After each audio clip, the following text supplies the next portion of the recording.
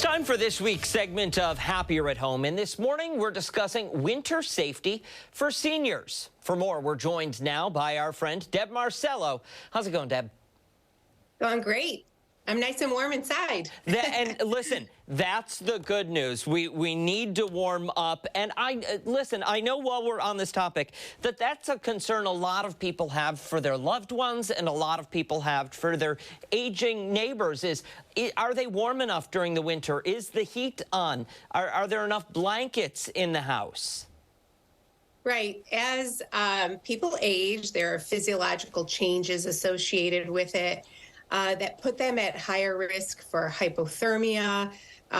So you have to really focus on things that cause your body to lose the heat. And with seniors, they lose heat from their body more quickly. So sometimes even because of their systems changing, they're unaware of their body temperature changing as well. So especially making sure that you're focused on dressing in layers, making sure that if you are outside, and I do encourage everyone to get outside, it's so healthy for you, the fresh air, the sunshine, but you definitely need to make sure you're taking precautions when you're outside.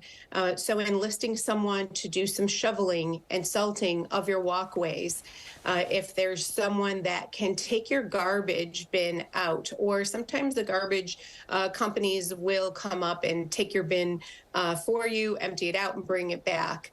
And if the temperatures are so inclement and the wind chill is causing the temperatures to be so low, just stay indoors. Stay indoors and it'll be a little more safe. I agree. And sometimes, you know, footwear is on your list here. And that's a great recommendation. But there are those days where, listen, not even worth the hassle, just going to stay indoors. That's likely the safest bet sometimes, especially like you said, when the wind's whipping and you've got slick and icy conditions.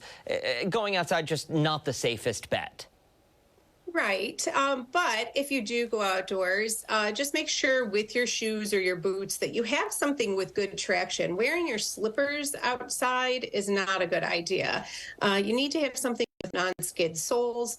If you're walking with a cane, make sure your worn cane stopper, the tip, is replaced. And you could have those checked very easily if you go into one of the stores where they have the durable medical equipment. When you come back inside after being outdoors, sometimes you get those chunks of snow that very, very quickly can turn to ice if you're walking on the hard floor with it and the temperature, all of a sudden there's that temperature change. It can turn to a chunk of ice underneath your shoe. So making sure that when you get in the house that you're taking your boots or shoes off and making sure that you have a smooth surface that's not wet or slippery once you get indoors also.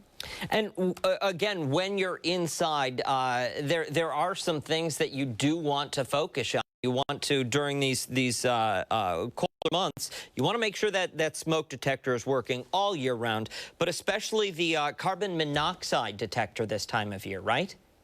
Yes, it's something that people kind of forget about. So when you're servicing or maintaining your smoke detector, make sure you're doing the same thing with your carbon monoxide detector. Usually you can plug that right into an outlet, but these gas-powered furnaces, alternative heating sources, a gas stove, all of those things can, and appliances can leak dangerous amounts of carbon monoxide.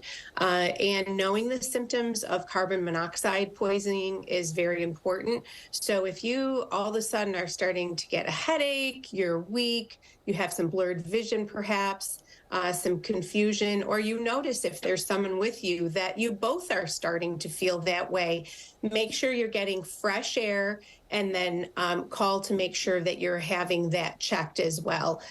You should always have your heating appliances checked on a regular basis. Absolutely. With the HVAC person. Deb Marcello, Happier at Home. More information on foxrochester.com.